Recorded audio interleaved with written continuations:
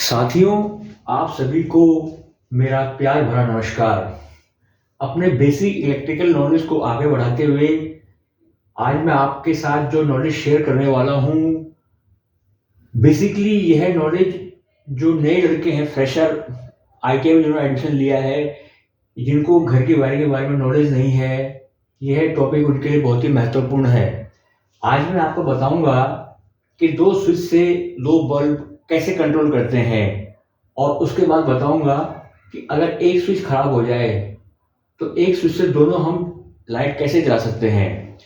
तो आप देख रहे हैं कि एक स्विच ये है और एक स्विच ये है, एक बल्ब ये है और एक बल्ब ये है। इस स्विच से हमने इस बल्ब को कंट्रोल करना है और इस स्विच से हमने इस बल्ब को कंट्रोल करना है।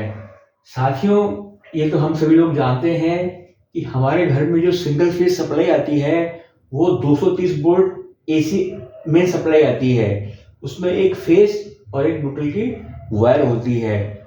अब मैं आपको बताता हूँ कि जो इसका वायरिंग डायग्राम कैसे बनता है। साथियों, फेस की वायर को हम सीधे लाए और हमने स्विच के नीचे वाले पॉइंट से इस वायर को कनेक्ट कर दी। यहीं से एक लूप लेकर आए और दूसरे स्विच के नीचे वाले पॉइंट से कनेक्ट कर दी। अब फेस अगर हम फेस आएगा तो यहाँ फेस यहाँ से होते हुए यहाँ तक पहुंच जाएगा, लेकिन ये फेस जो है नीचे वाले पॉइंट तक ही रहेगा, क्योंकि अभी सर्किट ऑफ है, मीन्स एनो है, नॉर्मली ओपन, तो सप्लाई यहीं तक जाएगी। ऐसी सप्लाई यहाँ तक जाएगी। जब हम इसकी सप्लाई ऑन करेंगे, आप ध्यान से देखते रहिए, ये हमने इसकी सप्लाई ऑन कर दी। ये इसके बाद सप्लाई ऑन करी, जैसे स्विच हमने ऑन किया तो स्विच ऑन होते हुए फेस यहाँ से यहाँ तक गया और ये हमने एक हाफ वायर सीधे बल्ब के पहले पॉइंट पे कनेक्ट की है, तो फेस यहाँ से होता हुआ इस बल्ब के एक एंड पे आ गया पहले वाले में। ऐसे दूसरे स्विच को हमने ऑन किया तो फेस यहाँ से होता हुआ दूसरे बल्ब के पहले एंड में चला गया।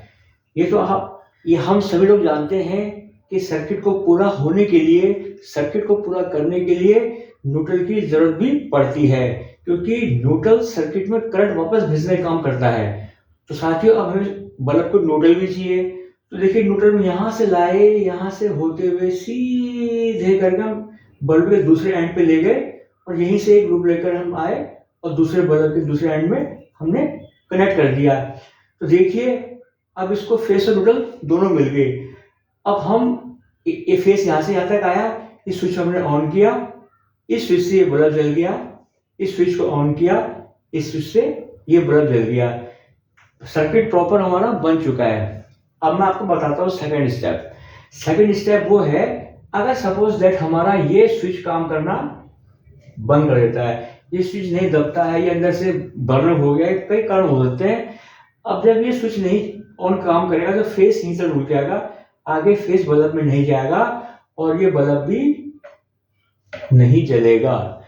अब हमने इसी स्विच से, ये बल्ब तो जल रहा है और इसी स्विच से हमने ये बल्ब भी जलाना है, तो हम कैसे जलाएंगे? ज्यादा इसमें सोचने वाली जरूरत नहीं है, मैं आपको बताता हूँ कि इसी स्विच से ये दोनों बल्ब कैसे जलेंगे। दोस्तों, ये जो दूसरे स्विच का जो हाफ वायर हमने इस न्यूट्रल में दिया है, इसको हमने यहां से इस वायर को हटा देना है। ध्यान से देखते रहिए, बहुत ही अच्छी वीडियो है। हमने उस वायर को वहां से हटाकर सीधे इस वायर को हटा के सीधे इसको इसके साथ हमने कनेक्ट कर दिया, जो पहले स्विच के हाफ वायर बल्ब में जा रही है। अब देखिए आप, जैसे हम स्विच को ऑन करेंगे तो यहाँ से फेस गया, यहाँ से होते हुए इस बल्ब में भी जाएगा और ये यहाँ से इस बल्ब में जाएगा, तो इस स्विच से दोनों बल्ब हमने ऑपरेट करवा दिए। दोस्तों, ये ज्यादा दिन के लिए नहीं है, ये लंबे समय के लिए नहीं है, ये 1-2 दिन के लिए, जब तक हमारे पास स्विच अवेलेबल नहीं था। क्योंकि अगर हमने कई दिनों तक इसको यूज करेंगे तो निश्चित रूप से जो है स्विच पर लोड पड़ेगा, गर्म हो सकता है, स्विच जल सकता है। तो इसलिए ये टेम्परेरी काम है, 1-2 दिन के लिए, ज्यादा दिन के लिए नहीं है। हमने एकदम जो है 2 दिन बाद जो है मार्केट से स्विच लेके आना है और स्विच को हमने इसमें जो है एज इट इज कनेक्ट करके दोनों की सप्लाई हमने बल्ब की इंडिविजुअल स्विच से ऑपरेट करनी है।